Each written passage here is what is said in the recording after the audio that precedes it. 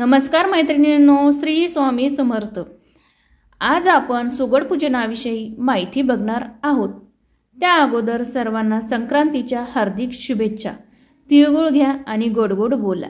त्याचप्रमाणे माझी माहिती जर तुम्हाला आवडली तर माझ्या चॅनलला देखील गोड करून द्या, म्हणजे सबस्क्राइब करून द्या।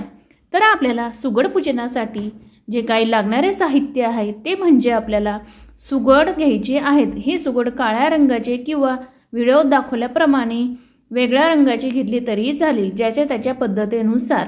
सुगड पूजनासाठी आपल्याला एक पाट किंवा चौरंग मांडायचा असतो। त्याचप्रमाणे हरभरा, गाजर, ऊस, तीळ, शेंगदाणे, बोर, तिळगुळ, हळद, कुंकू, गव्हाच्या ओंब्या हे सर्व साहित्य आपण सुगड पूजनासाठी घेणार आहोत। सुगडावर हळदी कुंकवाची बोटे ओढून घेणार आहोत। पाट चौरंग देखील त्यावर आपण लाल वस्त्र टाकून घेणार आहोत। त्यानंतर दिवा लावायचा आहे आणि तिळाचे लाडू किंवा जो काही आपला हलव्याचा नैवेद्य असेल तो देखील आपल्याला सुगड पूजनासाठी घ्यायचा आहे। हे सर्व साहित्य आपण आपल्याजवळ घेऊन मगच आपण सुगड पूजनासाठी देवघरासमोर बसायचं आहे। संक्रांतीला सुगडाची पूजा केली जाते, हे सर्वांना माहिती आहे। काळ्या आणि तांबड्या रंगाच्या मातीच्या सुगडाची पूजा या दिवशी आपण करत असतो। पण त्यांना सुगड का म्हणतात? सुगड हा शब्द खरेच तर अपभ्रंश होऊन आला आहे। सुगड या शब्दाचा अपभ्रंश आहे। सुगड म्हणजे सुगठित असा घड। या घड्यात शेतात जे काही बहरलेले नवनवीन धान्य असतं ते धान्य ठेवून त्यांची पूजा करण्याची देखील प्रथा आहे।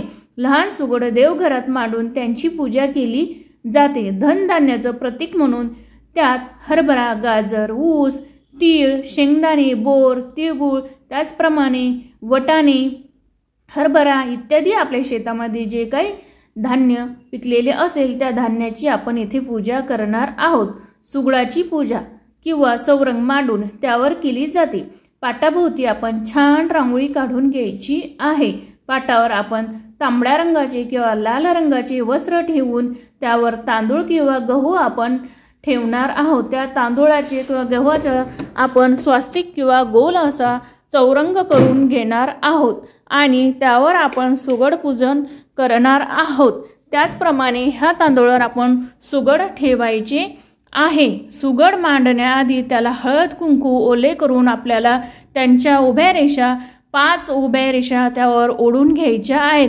हरभरा, गाजर, ऊस, तीळ, शेंगदाणे, बोर, तिळगुळ, हळद कुंकू, गव्हाच्या ओंब्या हे सर्व साहित्य आपण त्या सुगडात एक एक करून टाकायचं आहे।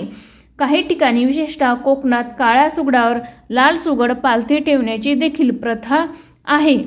अन्यत्र काळं मोठं सुगड खाली त्यावर लाल सुगड ठेवून दोन्हीत वाण भरतात। सुगडावर अक्षदा, फूल, हळद, कुंकू वाहून मनोभावे आपण नमस्कार करायचा आहे।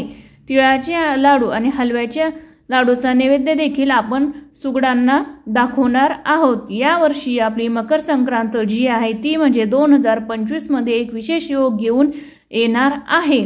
यंदा मकर संक्रांत ही 14 जानेवारी रोजी साजरी केली जाणार आहे। काही ठिकाणी सुगड दान करण्याची देखील पद्धत आहे। आपापसातील भांडण, हेवे दावे, नात्यात निर्माण होणारी कटुता, गुळाच्या गोडीने नाहीशी करण्याची संधी आपल्याला मकर संक्रांतीच्या दिवशी प्राप्त होत असते। त्याचप्रमाणे मकर संक्रांतीच्या दिवशी सुगड पूजन झाल्यानंतर आपण संक्रांतीच्या दिवशी 5 सुवासिनींना हळदी कुंकू देऊन आपण त्यांची ओटी देखील भरायची आहेत आणि भेटवस्तू म्हणून आपल्याकडे जी काही छोटीशी भेटवस्तू असेल उपलब्ध ती भेटवस्तू देखील आपण 5 सुवासिनींना द्यायची आहेत। त्याचप्रमाणे या दिवशी आपण हिरव्या रंगाच्या किंवा लालच रंगाच्या बांगड्या परिधान करायच्या आहेत। पिवळा रंग हा वर्ज्य असल्यामुळे या दिवशी आपण पिवळ्या रंगाचा कुठलाही कपडा म्हणाव किंवा बांगड्या म्हणाव घालायच्या नाहीत। तर सुगड पूजनाविषयी जर का माझी माहिती तुम्हाला आवडली असेल तर माझ्या चॅनलला नक्कीच सबस्क्राइब करा। श्री स्वामी समर्थ।